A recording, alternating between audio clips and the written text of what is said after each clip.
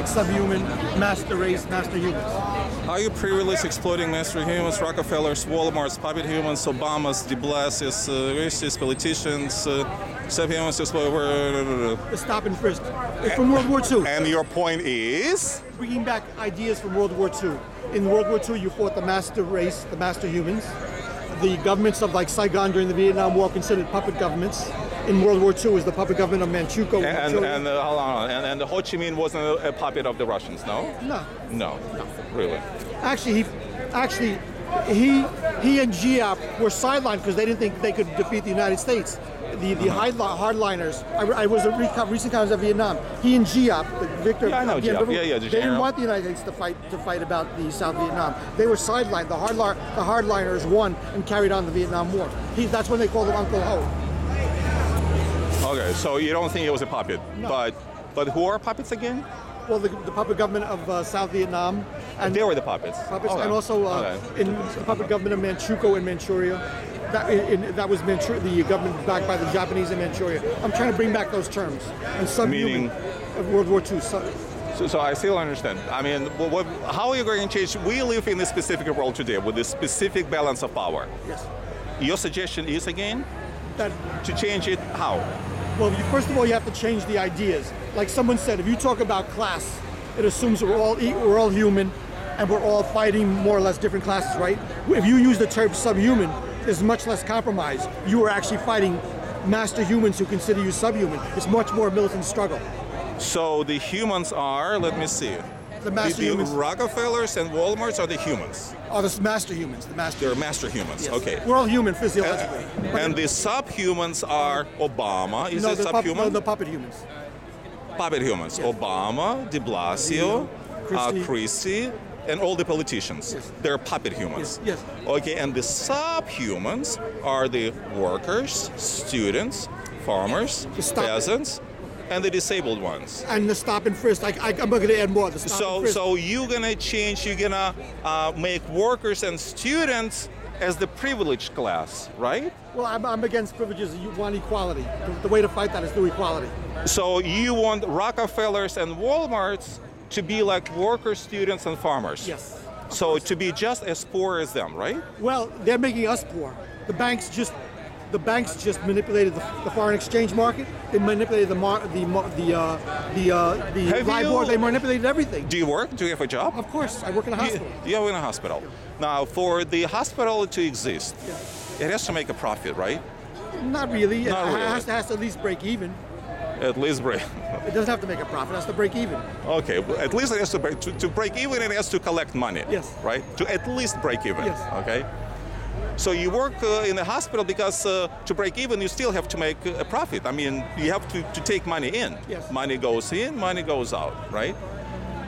Now, if we talk about no Walmarts, no Rockefellers, no businesses such as this one, then who's going to hire other people? I mean, Walmart hires more than 1 million people, 1 million workers. If not for Walmart...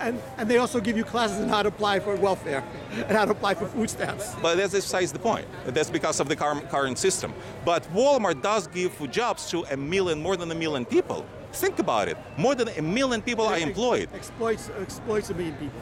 Okay, they have a choice. If they don't want to work for Walmart, they'll go some other place.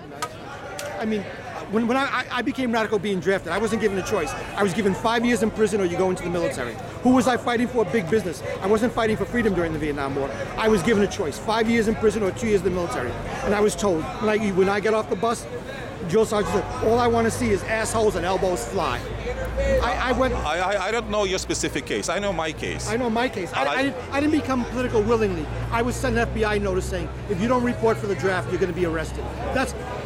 I didn't care if blacks and Latinos fought during the Vietnam War. I was sad they were fighting, right? But it wasn't my fight, right? But when I got drafted, it became my fight. Okay, but you were not imprisoned. I mean, you followed... Yes, I was. I spent time in jail. I spent time in solitary. I spent time in a psych ward. I was injected with Thorazine. I was militant. I tried to volunteer I tried to get into combat infantry to fight the military. I tried to get into combat infantry.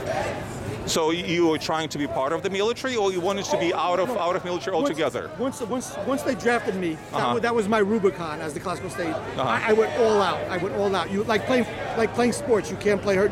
Soccer, you can't play hurt, right? When you go into the military, you can't play hurt. So in other words, you wanted to go into combat. That's what it was. To fight the military, not to go into combat fighting the. So you wanted to, instead of fighting the Viet Cong, you wanted to fight the U.S. The U.S. military. But in a specific way. I worked. But generally speaking, instead of Viet Cong, your enemy was the U.S. military. Yes. But the way we wanted to fight it was, we wanted to have a sit-down strike so that everyone would know the communist group I was with. We wanted to get publicity. And the way to get publicity was to have a rebellion against the military, not an armed rebellion, but to have some type of sit-down strike so it would be all over the world. So what do you think would happen if, well, to start with, do you think we need military, or do you think no country needs any, I mean, the United States doesn't need any military, is that right? Do I understand it correctly? No, the military nowadays is used mainly to fight for oil. It's not really used to fight for freedom, it's used to fight for... So you're against military full stop, right? What? You're against the U.S. Armed Forces, is that right? Well, right now, yes, they fight against freedom, yes. So in other words, you suggest disbanding our military forces, save the money, save what, $640 billion, yes. And give this money to the people. And I want to disband the Russian and the Chinese military too. Yeah, but look, it's not going to happen. Because Putin actually is spending more and more money on the military. He's revamping his military. Yes. He's taking over Ukraine. I mean, he already has taken part of the Ukraine. So what are you going to do if you disband the military and then the Russians decide to take Alaska? Well, what are you going to do? You're going to give Russians Alaska? You know, it's two imperial powers fighting one another. But you live in one of them. What are you going to do? You want to disband America. The Russians are going to come to New York. What do you think they're going to do to you? Well, all I know is that when New Orleans happened, what did they do? They busted the teachers union. In New Orleans. What's going to happen if you have no U.S. military? The Russians will be in New York City. What are you going to do?